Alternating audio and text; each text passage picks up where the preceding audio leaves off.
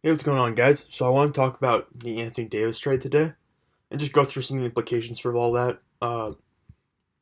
Obviously, this is a huge deal for the Lakers and for the NBA entirely, because now it's a situation where you have two top 10 players, two of the big superstars teaming up.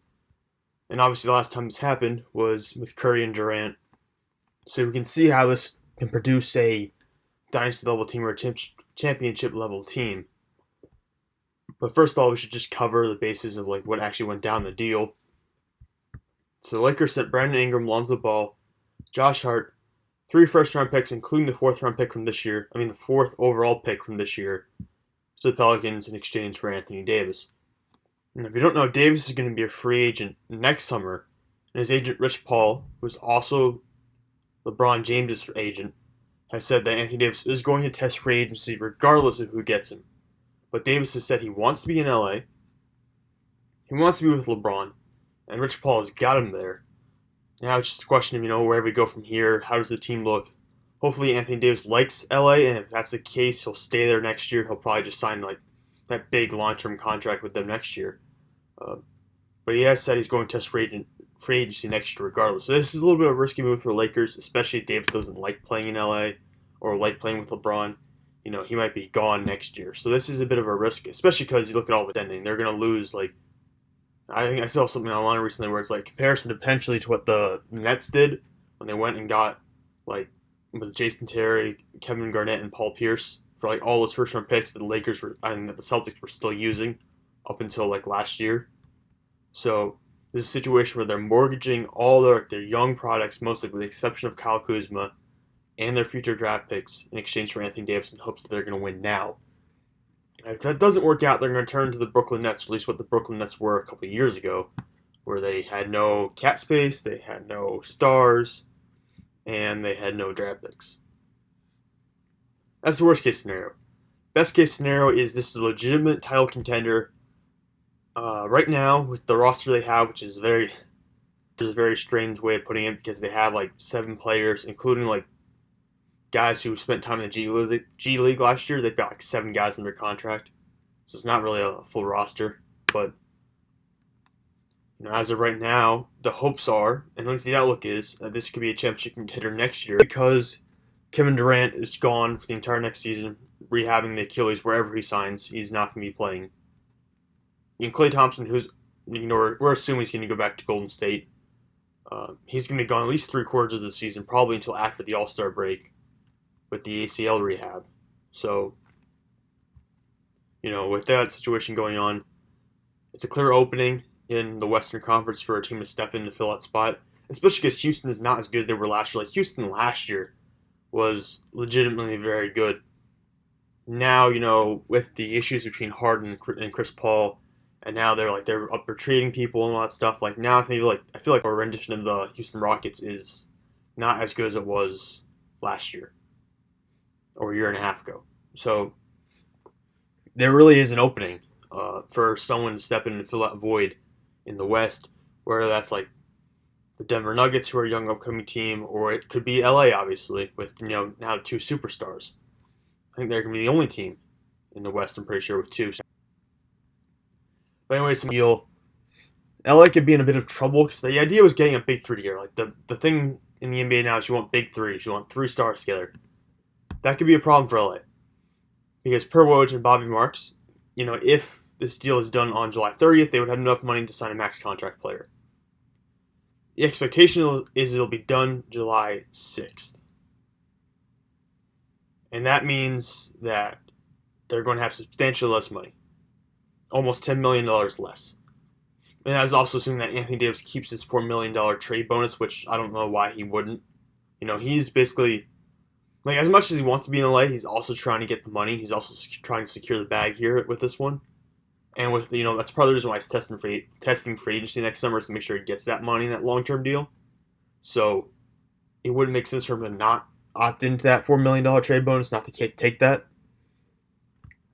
So I fully expect the Lakers to have $23.7 million cap space, which is not enough for a max contract player. And like I said, they still have to fill out a roster beyond this part. So that's kind of a difficult situation they find themselves in. Specifically, actually, I want to pull up. Let me see if I can pull up the Lakers roster for the 2019-2020 season. I usually use Spotrac for this kind of stuff because I think that's how you say it. They're usually on point with this stuff. It makes it pretty simple for me too. So this is what we have right now: Anthony Davis and LeBron and max deals. Anthony Davis has a player option for next year, after next year at least. Likely to opt out. LeBron is under contract for 2 more years. Then we got Ortiz. I can't say his name. I feel bad. I like this guy too. He's from Michigan last year. Was a big part of Michigan's run. Not in this year's NCAA tournament, but in last year's. I really like him actually. I really think he's got a good base to develop on. Unfortunately, he's a power forward. He'd probably play some center though. I think next year. Seeing how the roster shakes out and all that. But he's there. I like him. They have Kyle Kuzma. Obviously, they didn't want to include him in the trade for Anthony Davis, which I think was a really smart move because you need to have that offense.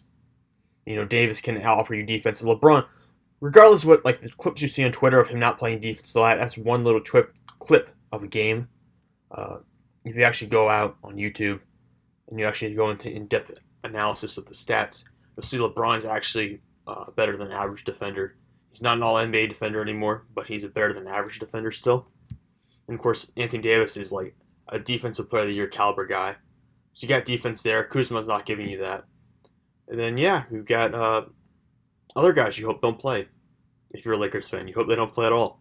But in my mind, these three, it's all right. But you've got so many roster spots you need to fill and fill now that it's just kind of this is really going to be worse than the Miami team. Obviously it's going to be worse than the Miami team because LeBron's older and AD's really good.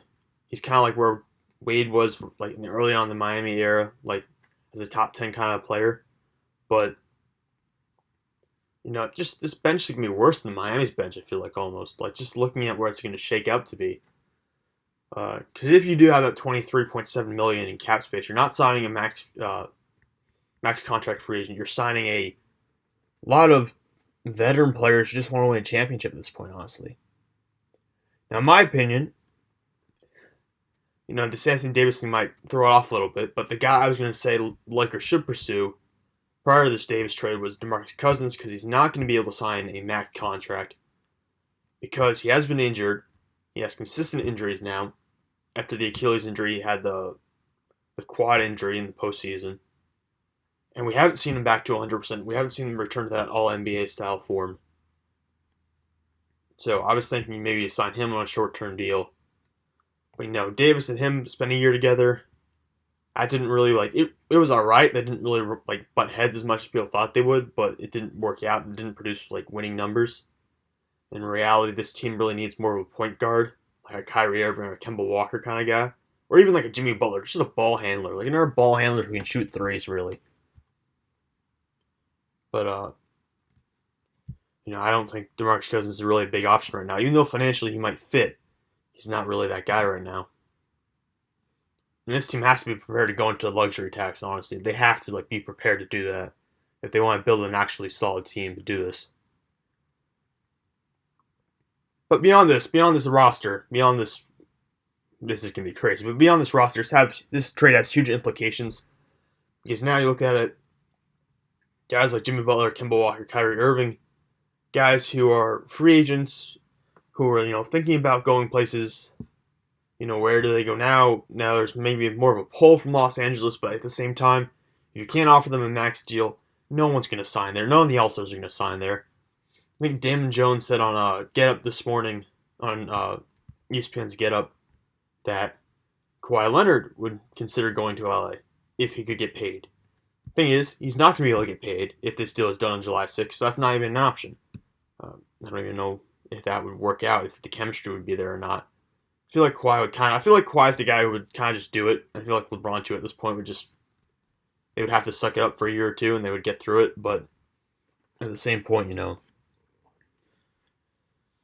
I don't see that going. I don't see that happening. I don't really know if Lakers are going to be able to push this back. I don't think they are, honestly, because The Pelicans now. Pelicans are actually going to be a really fun team to watch. The Pelicans are going to be the team that we thought the Lakers were going to be last year. We thought the Lakers were going to be the fun team to watch, the Showtime kind of team. Now the Pelicans are going to have Drew Holiday, Brandon Ingram, Lonzo Ball, Josh Hart, Zion Williamson. Whatever they do with the 4th overall pick, there could be like a Jarrett Culver. There could be a lot of guys who could go with that. Let me look real quickly. Who else is going to be available in that area? Jarrett Culver, there'll be Kobe White. I don't really know if they're going to go for that. Cam Reddish, DeAndre Hunter, Darius Garland. You know, they got like Jackson Hayes, the center. They've got a lot of options to go with now with that 4th overall pick. Or the interesting thing would be, what I would consider doing is try to trade the 4th overall pick and some other asset, maybe another pick. See if you can't get. Now this would be crazy. I don't know why the Knicks would do this, but try to get RJ Barrett from the Knicks.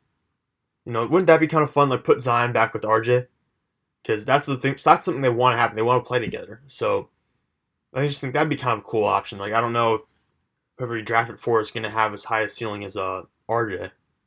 So maybe mortgage some maybe toss 2 of these first rounders, maybe a first rounder, a couple second rounders, and some players to try to get RJ Barrett. Just something to consider. But yeah, it's gonna be fun, honestly. The Pelicans are a team I want to watch. I hope they're on like a lot of games next year. Because Brandon Ingram, Lonzo Ball, like Lonzo and Zion, I think could be a really good combination, honestly. Like Ball with his passing, obviously not a great shooter, but Zion, you know, getting him working, just going for flying dunks and stuff like that. That could be really fun. So I'm looking forward to that. But, you know, it's gonna be interesting to see how this turns out. Like this really is a situation where this could go really, really well for the Lakers, and they could be that championship contender. Or if things go poorly and they don't kill it in free agency, they're probably a second round playoff team who get bounced. Like they're probably a second round playoff team with a really bad bench and a decent starting 5. And that's probably what they are right now, at least, without any additions.